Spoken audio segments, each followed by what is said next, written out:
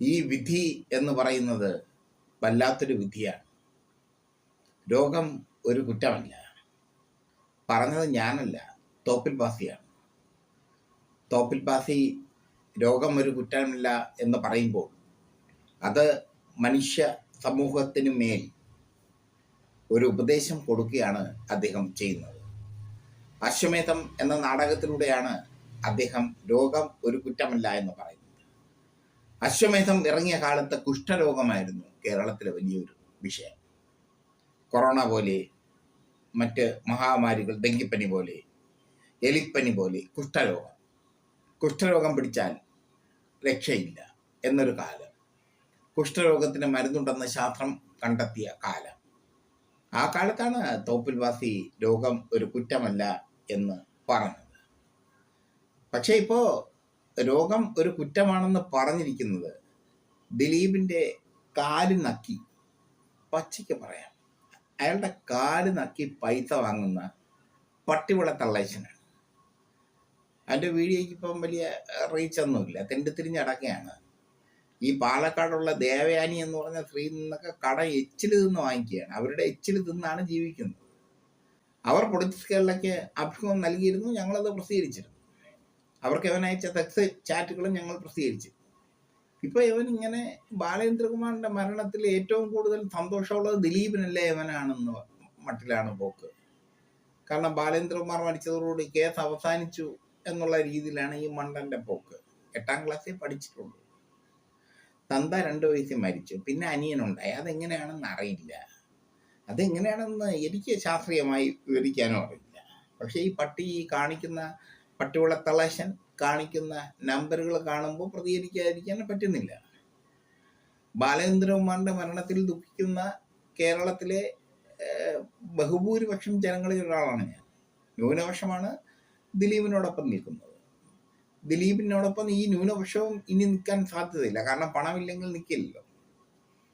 എന്തായാലും രോഗം ഒരു കുറ്റമല്ല. ഞാനെപ്പോഴും എന്നെ തന്നെ പറഞ്ഞ് പഠിപ്പിക്കുന്ന നമ്മളേവരെയും, ഈ വാർത്ത കേൾക്കുന്ന ഏവരെയും നമ്മൾ പറഞ്ഞ് വിശ്വസിക്കേണ്ട ഒരു സാധ്യതയാണത്. രോഗം ഒരു കുറ്റമല്ല. ഇന്നത്തെ മലയാള മനോരമയിൽ മരണം ഒരു കുറ്റമല്ല എന്ന് പറഞ്ഞൊരു ഫീച്ചർ വന്നിരുന്നു അവരുടെ സൺഡേ പതിപ്പിൽ. ഞാനത് മാറ്റി വെച്ചിട്ടുണ്ട്. നല്ലൊരു ഫീച്ചറാണ്. മരണവും ഒരു കുറ്റമല്ല, രോഗവും ഒരു കുറ്റമല്ല. ഇവനിവിടെ നിന്ന് ഇവന് രോഗമൊന്നും ഇല്ലല്ലോ എന്ന് പറഞ്ഞ് പൊട്ടിച്ചിരിച്ച് ബാലേന്ദ്രകുമാറിൻ്റെ മരണം ആഘോഷിക്കുകയാണ്. അങ്ങനെ ആഘോഷിക്കുന്നതിന് മുമ്പ് നീ ഏത് രീതിയിൽ പോകും എന്നുള്ളത് നീ ചിന്തിക്കേണ്ടതായിരുന്നു. നിനക്കിനി വരാനിരിക്കുന്നതൊക്കെ നല്ല ദിവസങ്ങളായിരിക്കില്ല എന്നുള്ളത് ഉറപ്പാണ്. അത് ഞങ്ങളത് പറയേണ്ട കാര്യമില്ല. നീ എന്നെ പലതും വിളിച്ച് ബാലേന്ദ്രകുമാറിന് വേണ്ടി നിന്നതിൻ്റെ പേരിൽ നീയും നിന്റെ വൈതാളികന്മാരും പലതും വിളിച്ച് എന്നെ പ്രകോപിപ്പിക്കാനും എന്നെ കൊടുക്കാനും എന്നെ ചരയ്ക്കാനും ഒക്കെ ശ്രമിച്ചല്ലോ. ഒരു രോമം പോലും ചരച്ചില്ലല്ലോ. പറയാതെ വയ്യ. നീ ഇരുന്ന് പൊട്ടിച്ചിരിച്ചുകൊണ്ട് ഓൺലൈൻ ചാനലുകളിൽ നിന്ന് ബാലേന്ദ്രകുമാറിൻ്റെ മരണം ആസ്വദിക്കുമ്പോൾ നിനക്കും നാളെ അത് വരും. പട്ടിവിള തള്ളേശ നിനക്കും നാളെ അത് വരും. പിന്നെ ബാലേന്ദ്രകുമാറിന് വേണ്ടി നിന്നവരുടെ സ്ഥിതിഗതികൾ, അവന്മാർക്കൊന്നും നട്ടല്ലില്ല. അതും ഞാൻ മനസ്സിലാക്കുന്നു. അവന്മാര് അതിലൊന്നും നട്ടല് കാണിക്കുന്ന വ്യക്തിത്വങ്ങളല്ല. പക്ഷെ കുറച്ച് പേർ നട്ടല് കാണിച്ചിട്ടുണ്ട്. അയാളുടെ മരണത്തിൽ ദുരൂഹതയുണ്ടെന്ന് ആരോപിച്ചിട്ടുണ്ട്. ബാലേന്ദ്രകുമാറിനെ ഒരു സ്ത്രീ പീഡന കേസിൽ കുരുക്കാൻ നീ ശ്രമിച്ച ഒരു സംഭവമുണ്ട്. ജസ്റ്റിൻ എന്ന ഭാരത് ലൈവിൻ്റെ മുമ്പ് ഓണറായിരുന്ന ആ പാവപ്പെട്ടവനെ കൊണ്ട് നീ കളിച്ച ഒരു കളി. ബാലേന്ദ്രകുമാർ സ്ത്രീ പീഡകനായിരുന്നു എന്ന് ഒരു സ്ത്രീയെ കൊണ്ടുവന്നു. അയ്യോ, അവളെ കണ്ടാൽ തന്നെ കാർക്കിച്ചു തുപ്പും. അവരെയും കൊണ്ടുവന്ന് നീ കളിച്ച കളി, അതിന് ഇടനിലക്കാരനായി നിന്ന് നീ വാങ്ങിയ പണം എത്രയെന്നുള്ളതിൻ്റെ രേഖകൾ കിട്ടിയതിന് ശേഷം തന്നെ പട്ടിവിള തള്ളേശ നിനക്കെതിരെ ഈ ന്യൂസ് അടിക്കുന്നു. എനിക്ക് നീ ഒരു ശത്രുവല്ല, എനിക്ക് നീ ഒരു തണ്ടിയല്ല. എനിക്ക് തണ്ടേ ഈ രോമം പോലും അല്ല. നിനക്കെതിരെ എന്തെങ്കിലും ചെയ്യണമെന്നുണ്ടെങ്കിൽ ഈ ഇവിടെ നിന്ന് യൂട്യൂബ് ചാനലിൽ ഇരുന്നുകൊണ്ട് എനിക്ക് ഗീർവാണം അടിക്കേണ്ട കാര്യമില്ല. നിന്നെ കൃത്യമായി സ്കെച്ച് ചെയ്യാനുള്ള, അല്ലെങ്കിൽ നിനക്കെതിരെ വാർത്ത അടിക്കാനുള്ള, അല്ലെങ്കിൽ നിനക്കെതിരെ ഏത് രീതിയിലും പ്രതികരിക്കാനുള്ള ഒരു ചങ്കറപ്പുണ്ട്. ഇനി ഇതും പറഞ്ഞ് നീയും നിന്റെ ഭാര്യയും കൂടെ കേസുമായി നടേ. എന്തായാലും ദേവയാനിയുടെ വാക്കുകൾ ഞങ്ങൾ വീണ്ടും കൊടുക്കുകയാണ്. ദേവയാനിക്ക് നീ കൊടുക്കേണ്ട 20,000 രൂപ കൊടുത്തു തീർക്കും, അല്ലെങ്കിൽ നീ നാറിപ്പോകും. ഒന്നാതേ നാറ്റം പിടിച്ചവൻ. നീ പോണ സ്ഥലങ്ങളിൽ പബ്ലിക് ടോയ്ലറ്റ് പബ്ലിക് കക്കൂസുകൾ വേണ്ട, അതിൻ്റെ അപ്പുറം നാറ്റമാണ്. അതൊന്നും കേരളീയർക്ക് താങ്ങാൻ പറ്റുന്നില്ല. എന്തൊരു ഗതികേടാണെന്ന് നോക്കണേ. ഒരു മനുഷ്യൻ മരിച്ചു, അയാളുടെ ആത്മാവ് മോടി നിൽക്കുന്നു, അയാളെ പരമാവധി ഉപദ്രവിച്ച് അയാളെ വല്ലാത്തൊരവസ്ഥയിലേക്ക് ആക്കുന്നു. അയാൾ രോഗവുമായി മല്ലിടുമ്പോൾ അയാളുടെ ഗതികേട് പറഞ്ഞ് നീ പണം സമ്പാദിക്കും. ഇതൊക്കെയാണ് നിന്റെ ജോലി. ഞങ്ങളുടെ ജോലി അതല്ല. ഞങ്ങൾക്ക് തീർക്കാൻ ഒരുപാട് കടമ്പകളുണ്ട്. ഞങ്ങൾക്ക് തീർക്കാൻ, കടന്നു പോകാൻ ഒരുപാട് വഴികളുണ്ട്.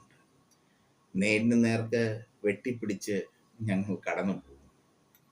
നിന്റെ ഇൻ്റർവ്യൂ കുറേ ദിലീപിൽ നിന്ന് പണം വാങ്ങുന്നവർ കുറച്ച് പേർ നിന്റെ ഇൻ്റർവ്യൂ അടിക്കുന്നുണ്ടെന്ന് ഞങ്ങൾക്കറിയാം.